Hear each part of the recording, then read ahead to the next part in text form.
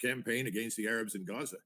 And I think Americans have been systematically over time subjected, I wouldn't say to brainwashing, but certainly to preparation for this by seeing Muslim Arabs in an almost exclusively negative light. Here's an interesting clip, Colonel, from a former president of the United States in 2006, defending the right of the Palestinian people to their own lands. His new book is called Palestine, Peace, Not Apartheid. And President Carter, why did you use the word apartheid in the book's title? Well, let's look at the entire title, if you don't mind. The first word is Palestine, which involves the land that belongs to the Palestinians, not the Israelis. I didn't refer to Israel because there's no semblance of anything relating to apartheid within the nation of Israel. And I also emphasized the word not, that is peace and not apartheid. That's what I hope to accomplish with this book, is to move toward that goal. But there's no doubt that within the occupied territories, Palestinian land, that there is a horrendous example of apartheid. The occupation of Palestinian land, the confiscation of that land that doesn't belong to Israel, the building of settlements on it, the colonization of that land, and then the connection of those isolated but multiple settlements, more than 200 of them, with each other by highways, on which Palestinians can't travel, and quite often where Palestinians cannot even cross.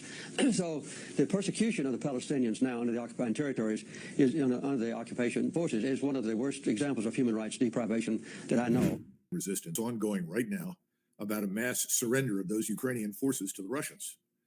I think it's going to happen. When that happens, it's over. And Zelensky, I think, knows that. And he has made, statements indicating that it's time to come to terms with that particular reality, which explains why Zelensky and others have called for his head, remove him, replace him. We fight on. It's not going to happen. The real question is what happens to Zelensky. Right. I was going to ask you that next. What do you think? Does he flee? Does he get assassinated? Well, I think he's on the same path as Mussolini. I think that's pretty clear. The sooner he goes is probably the better for him. But again, I think, as I mentioned the last time, this part of the world is a tough place, and I'd be surprised if he escaped the old ice pick in the skull at some point, whether he stays or leaves. And I think the world will discover what a terribly corrupt and despicable individual he really is. I remember, being castigated for making comments that Zelensky was by no means a patriot or a hero by pointing out that Zelensky could not speak Ukrainian, that Zelensky was a Russian speaker, and Zelensky's ties to anything in Ukraine were really questionable.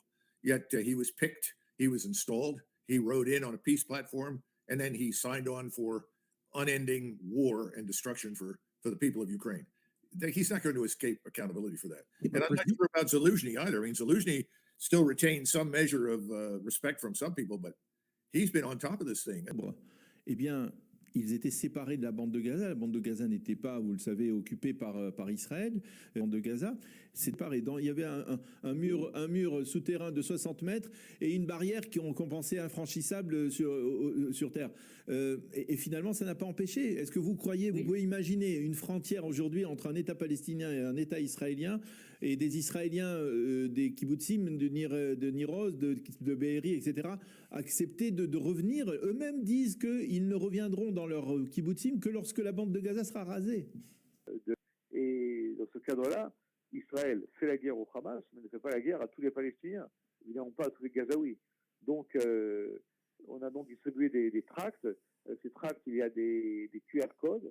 Et les QR codes, lorsqu'ils sont lus par le iPhone, il y a des éléments qui permettent à la personne de savoir où aller, comment y aller et où sont les combats. Oui. Hello, good day everybody. I also apologize for speaking in English. I want to first really express my deepest gratitude and admiration to the friends from TEDx and to the organizers, because I know what unbelievable amount of courage it takes in the current political atmosphere to stand up against the genocide that is happening in Gaza and call things by their name. And before I start my intervention, just one word. Coming in here today, I saw the little welcoming committee that our Zionist friends organized, and they were handing flyers calling this assembly as promoting anti-Semitic content. And I want to say, as a Jewish person, my definition, my understanding of anti-Semitism is excluding Jews from the rules of humanity, saying that the rules of humanity do not apply to us as a collective. And what Israel is doing today in Gaza is exactly that, saying that the rules of humanity and the moral of the collective human being are not applied to us, that we are exempt somehow from obeying the basic human moral laws. I don't know of a more accurate and horrifying definition of anti-Semitism than that.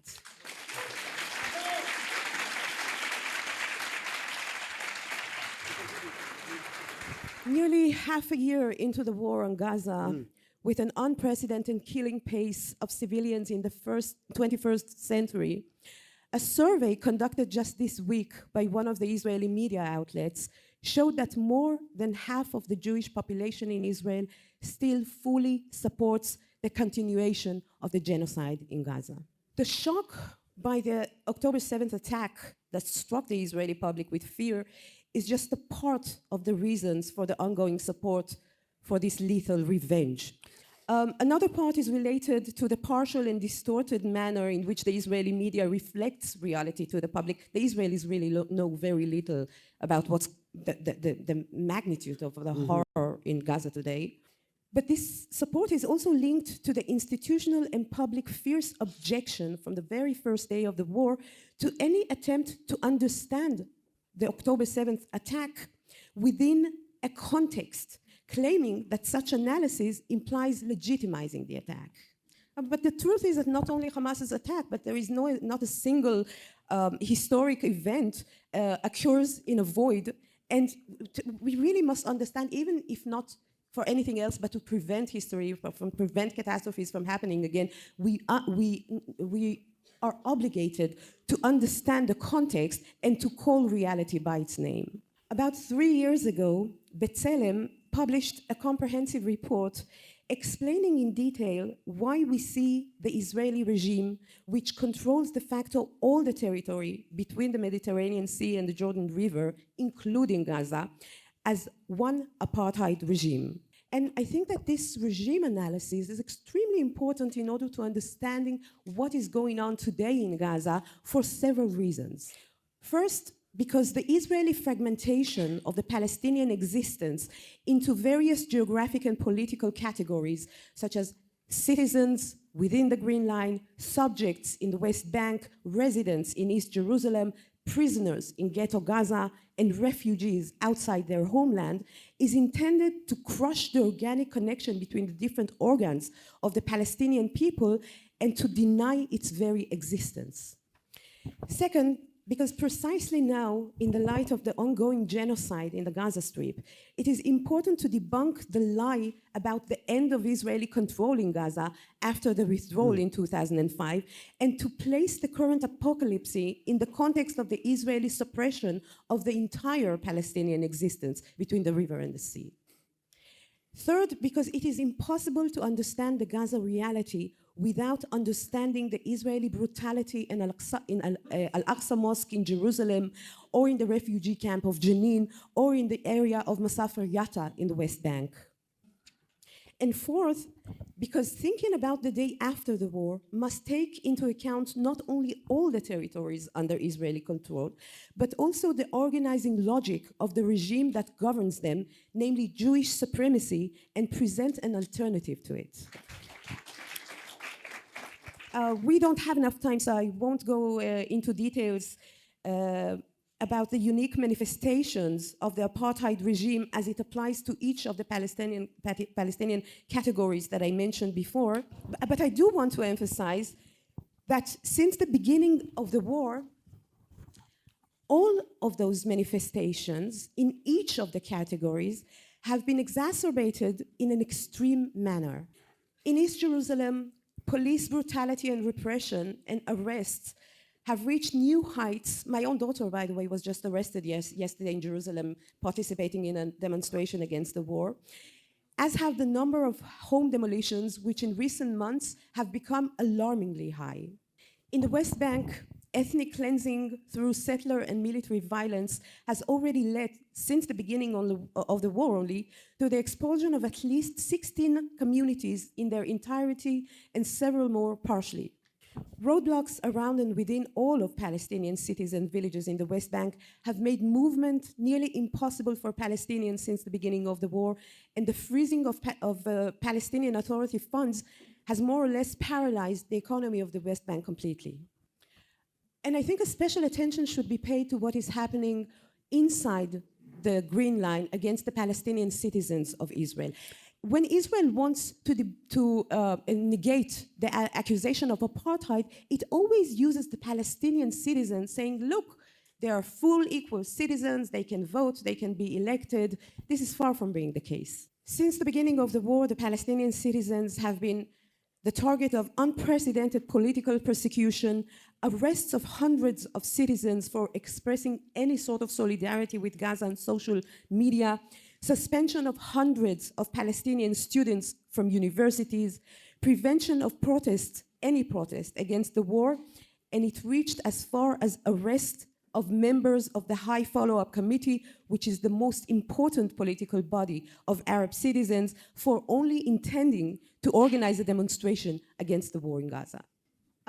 After 6 months of brutal, ongoing genocide, starvation, the intended starvation of over 2 million people, the world is finally way too late and way too slowly, but the world is starting to wake up. This is exactly the time to clarify that Gaza is not an isolated and disconnected issue, and therefore the question of who will rule Gaza after the war, or even discussions of political solutions such as the two-state solution, are at best partial and unsatisfactory, and at worst dangerously divert attention from the necessary decolonization of the entire space.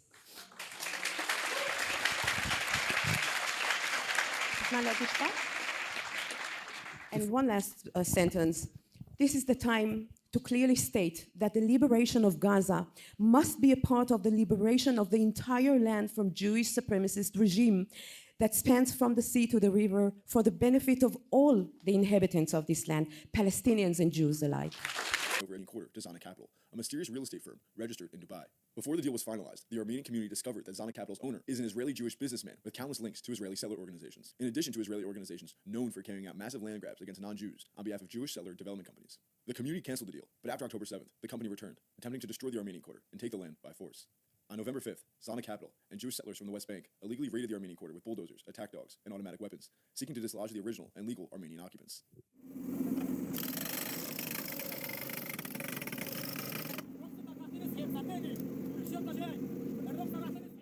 My family has been here since 1919.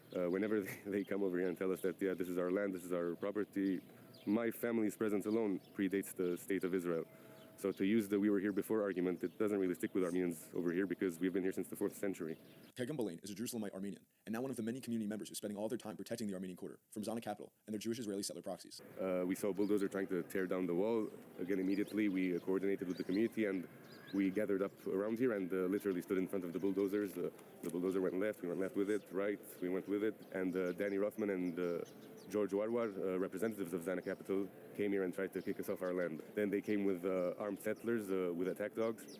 Over the months, Zana Capital and its Israeli settler muscle have attempted, but failed, to take over any of the Armenian quarter. Though Israeli settlers have managed to destroy property of the church, members of the Armenian community have stationed themselves at the Cow's Garden 24/7, the only open space in the entire Old City and a sacred part of the Armenian quarter. Zana Capital is dead set on claiming this area because of its strategic significance in furthering the Judaization of Jerusalem.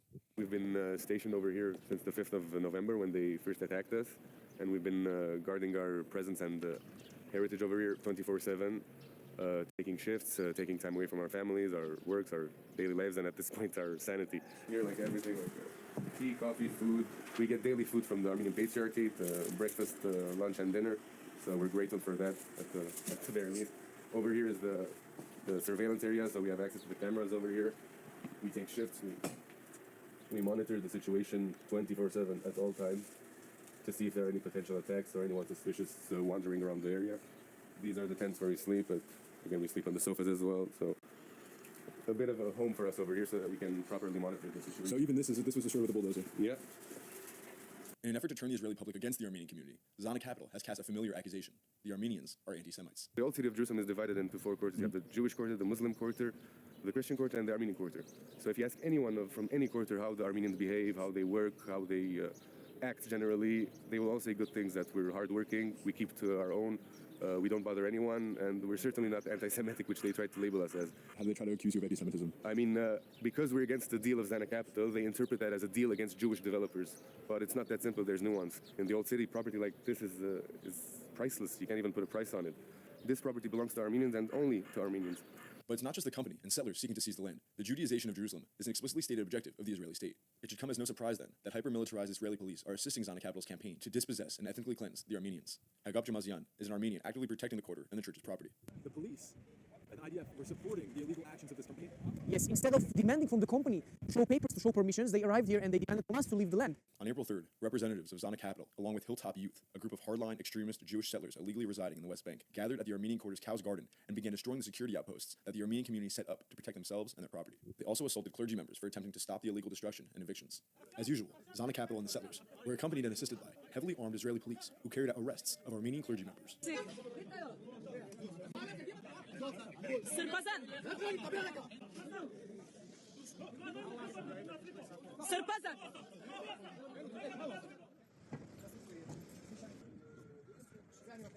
Blocking action for the last 2 weeks. He was in Gaza for the first 2 months of the military operation. We've been training for 1 month and then we got inside Gaza. And then we've been there for 2 months. My unit was in charge of explosions. We blew up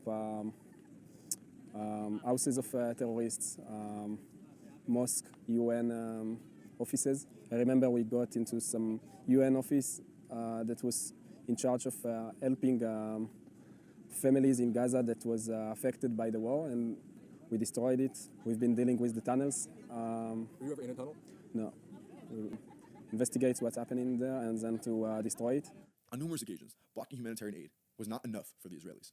They had already successfully blocked the aid for the entire day, and then they began approaching the Egyptian border in order to breach it. Once there, they would attempt to attack and taunt Egyptian truck drivers. Egyptian soldiers watched impassively as the settlers tried to evade the Israeli military and get into Egypt. And even then, the military did not arrest anyone for breaking countless laws and risking a major diplomatic incident. Instead, they ushered the Israeli settlers, who had just attempted to illegally breach the border to attack Egyptians, onto a bus that drove them 300 feet up the street and then dropped them off. The police man, the head commander, came to us and said, okay, you guys came in blocked. We don't want to fight. And he said, needs and then some to level much of the Gaza Strip. Most Israelis seem to believe the Biden administration is holding Israel back from achieving its final solution.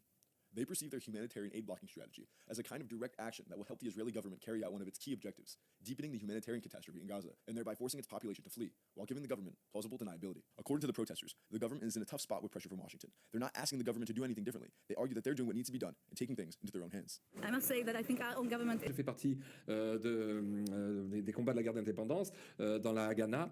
Je puis vous dire que si on avait respecté ne serait-ce que 10% de tout ce que vous venez de dire, on ne serait pas là aujourd'hui en train de parler. Et donc, il y a un vrai problème entre le droit, ce que préconise le droit, et surtout, en fait, il faut comprendre, comme je crois que c'était Benjamin Netanyahu qui avait dit en 2014, il avait dit la différence fondamentale entre entre Israël et le Hamas, c'est que Israël se sert de ses armes pour défendre ses civils, alors que le Hamas se sert des civils pour défendre ses arsenaux et ses actions militaires. Je crois que c'est une formule exacte. C'est aujourd'hui encore... Pour cette guerre, c'est encore valable tout ce que vous dites? Écoutez, vous le disiez vous-même, Israël fait des frappes chirurgicales. D'ailleurs, la combinaison à laquelle on assiste, qui est bien détaillée dans les médias israéliens, entre les troupes au sol, l'armée de l'air et, si vous voulez, même la marine, c'est que ce sont des frappes très très ciblées, très chirurgicales. Israël prend du temps et prend des hommes pour faire sortir la population de Gaza dans les lieux où elle est en train d'avancer. Je vous pose la question, est-ce qu'on a vu à Mossoul la coalition qui combattait Daesh, puisque c'était le vœu du président Macron de monter une coalition contre le Hamas, est-ce qu'on a vu les Américains ou les Européens prendre de telles précautions avec la population de Mossoul? Certainement pas. Je crois que le paradoxe, c'est pas qu'il faut qu'Israël reste une armée morale, c'est qu'il y a une certaine manière, je dirais, une certaine manière de mener une certaine manière juive de mener une guerre. Ceci dit... De disproportionner cette réaction israélienne. Que dit la loi sur cette question? Écoutez, il y a dans le droit international un dispositif qui dit que l'usage de la violence doit être proportionné aux objectifs de guerre. Non, pas proportionné mais proportionné aux objectifs de guerre. C'est-à-dire qu'il ne doit pas excéder les objectifs que l'État qui se défend et qui se défend en attaquant a fixés pour cette campagne. Donc si l'objectif aujourd'hui, il a été dit, c'est d'éliminer le Hamas et de libérer les otages. Et bien donc ça veut dire que oui, si vous voulez, dans le cadre du droit international, évidemment, vous comprenez bien que toutes ces choses-là, on pourrait très bien inventer un procès où il y aura les arguments pour et les arguments contre. Mais le problème est que toute cette finalement, ça me fait penser à cette phrase qu'avait prononcée l'ancien journaliste Paul Giniewski. Il avait dit ceci: peu importe ce qu'Israël fait ou ne fait pas, bon, des précautions qu'il prendrait ou pas assez de précautions, ce qui compte, c'est pas ce qu'il fait, mais ce qu'il est, c'est-à-dire le juif parmi les nations. Ouais. Cette explication genre, et en fait, le leadership et la manigoutte, les dirigeants des États occidentaux savent très bien que nous sommes moraux sur le champ de bataille et nous sommes experts. Mais justement, d'une certaine manière, m'a-t-il dit, ce qui se passe, c'est pas de l'antisémitisme, c'est qu'en se comportant encore comme des hommes sur le champ de bataille, des mensch, en fait, on dresse devant les armées occidentales et devant une sorte de miroir culpabilisateur. Oui. Comment les Juifs... Ils ont du mal à réagir. Ils ont du mal à réagir à ce comportement.